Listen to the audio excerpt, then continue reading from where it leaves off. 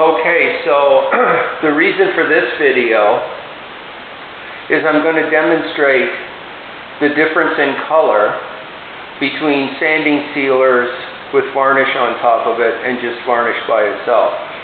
So I've sanded this area here to show this. This wood is really porous. This is a hardwood floor. It's an oak floor. But once it's been sanded, it's remarkably porous. If I was to spill a glass of water on this floor, it would sink right into the wood. And all hardwoods are like that. Birch, maple, ash, what they make basketball courts and bowling alleys out of, it's the same thing. Once they've been sanded, they're surprisingly porous. So that poses a problem for floor sanders because they have to finish these floors as fast as they can. So what they do is they put a coat of sanding sealer, that's what's in this can, and they put it on, and it dries almost immediately. I put sanding sealer on here about half an hour ago, and it's already dry. So the sanding sealer dries so quickly, it doesn't have time to sink into the wood. It's all laying up on top of the wood. It acts like a skinning agent. So that's how shellacs, lacquers, and sanding sealers work. They dry off so quickly, they don't have time to sink into the wood. So that what the floor sander then does is come along without leaving and put a coat of polyurethane on the floor, and it takes the polyurethane overnight to dry enough before you can walk on it. So almost all floor sanders work involves putting on some amount of sanding sealer and putting on some amount of polyurethane on top of it. If the floor sander puts 2 or 3 coats of sealer on, some do, it means they're covering up the raggedness in the wood. If they haven't sanded it up to 100 grit, the wood's going to have scratches in it. And this stuff is amber color. Some sanding sealers look like milk. They have some kind of an element in them that it covers over the porosity of the wood, but it also covers over the color. So what I'm going to do is I put this tape here, separate the two so I can get a straight line. And what I'm going to do is this is polyurethane. So what the floor sanders usually do, they come along and they put polyurethane on top of the sanding sealer. So what's going to happen over the next few minutes is you're going to see the cloud that the sanding sealer has left on top of this wood. And what the sanding sealer has done is it's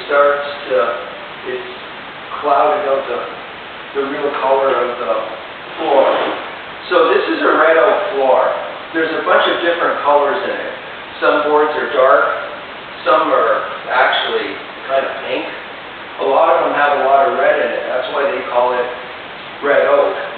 But when you put sanding sealer on the floor, there's still a color spectrum, but the color spectrum has been closed in or closed off because of the sealing agents that are in the sanding sealer.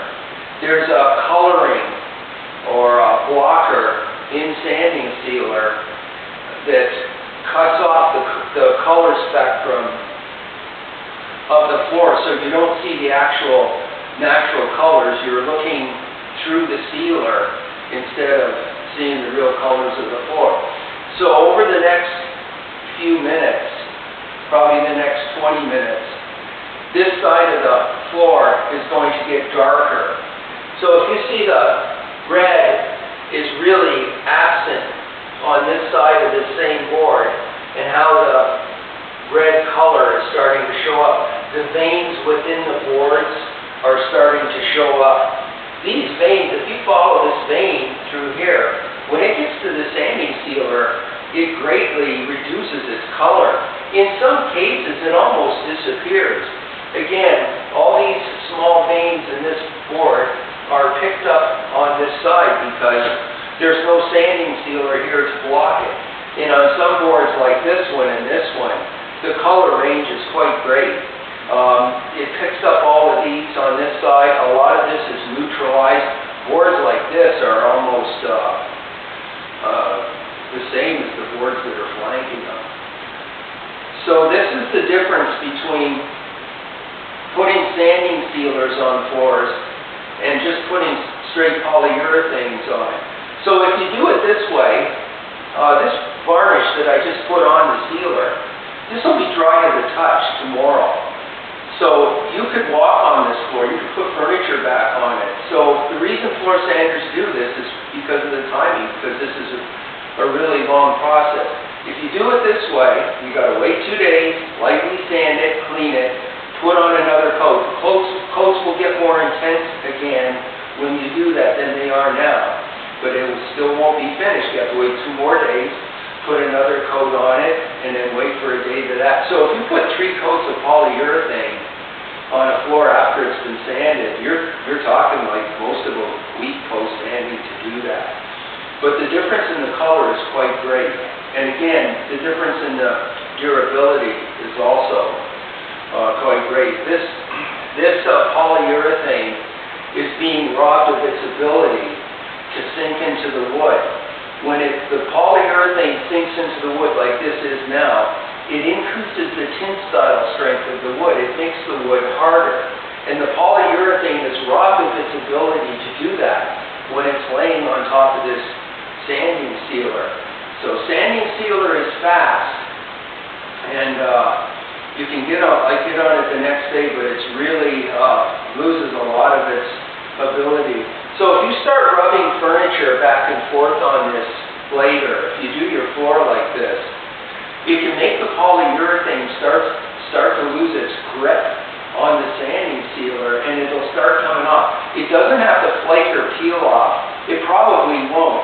It's more likely to just chemically degenerate, so that if you spill something on it later, like if it's dining room chairs under a dining room table, and you rub the legs of the chairs back and forth, you'll start getting these dark rut marks, because when you spill something in it, it'll start going through the sanding sealer and start staining the wood dark. Sanding sealer won't stop the floors from staining, it just suspends polyurethane while it's drying. So this bit here that I just put on when I started this video is almost dry now. This isn't. This varnish here is going to stay tacky for hours.